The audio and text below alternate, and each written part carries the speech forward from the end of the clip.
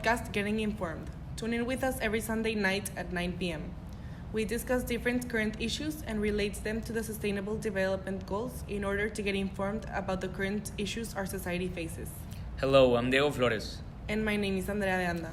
The topic we will be touching on today is gender equality. Gender equality has become one of the biggest issues and controversies in modern society. This issue is tackled and dealt with the Sustainable Development Goal number 5 and its corresponding targets.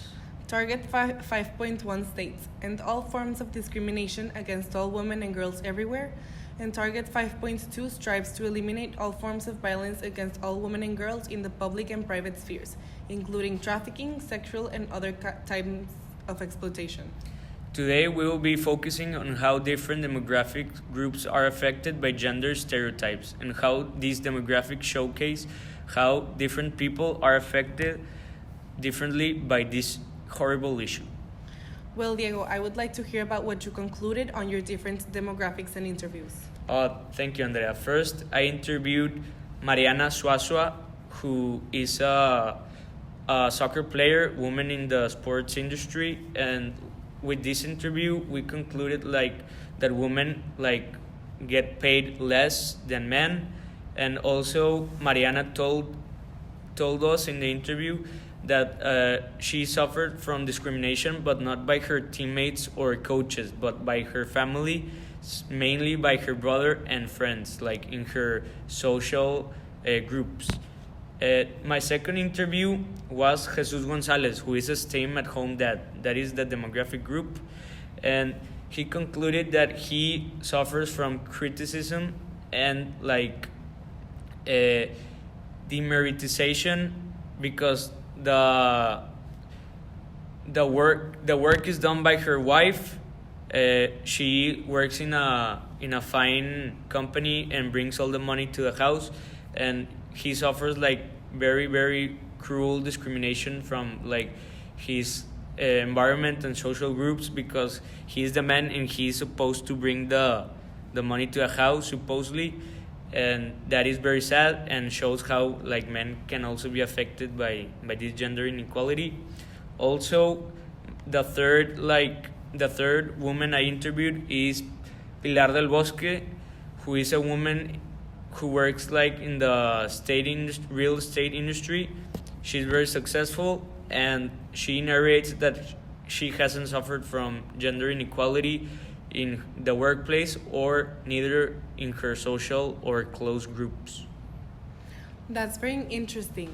In the interviews I conducted, I had the pleasure of meeting with Inés Vargas, an executive director in corporate banking, Mariana Benavides, who works in a women empowerment campaign, and last but not least, Susana Torres, who works in domestic and executive cleaning services. Wow!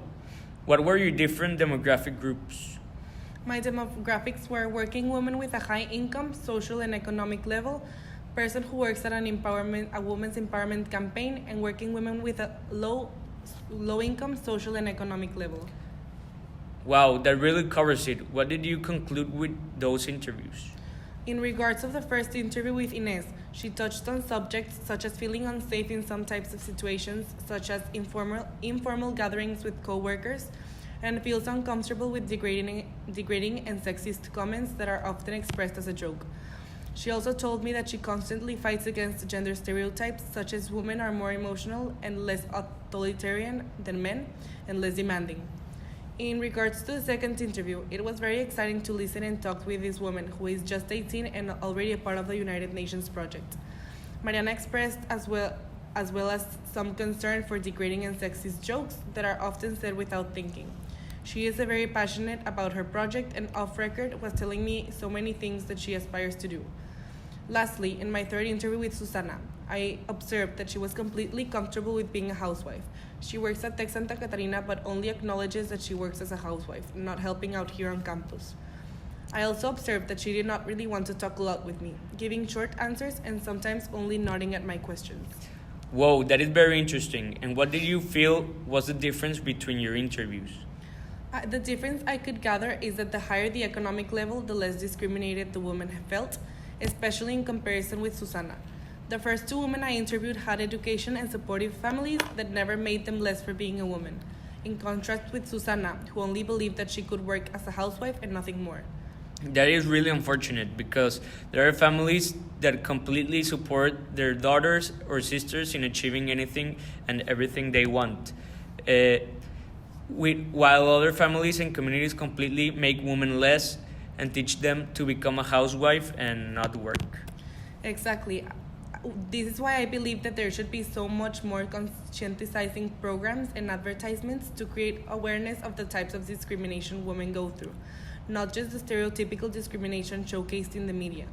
There are so many types of discrimination, not limited to those that people know about. I completely agree with that, Andrea. In addition to that, I believe these awareness programs should also focus on empathy and diversity appliance in order for people to learn how to deal with different sex or other socio-economic level than themselves. Of course. And by the way, we are running out of time. See you again next Sunday night. Have an excellent week, and remember one of our favorite quotes by Romeo Dalit there: "Where you are born should not dictate your potential as a human being." Thank you.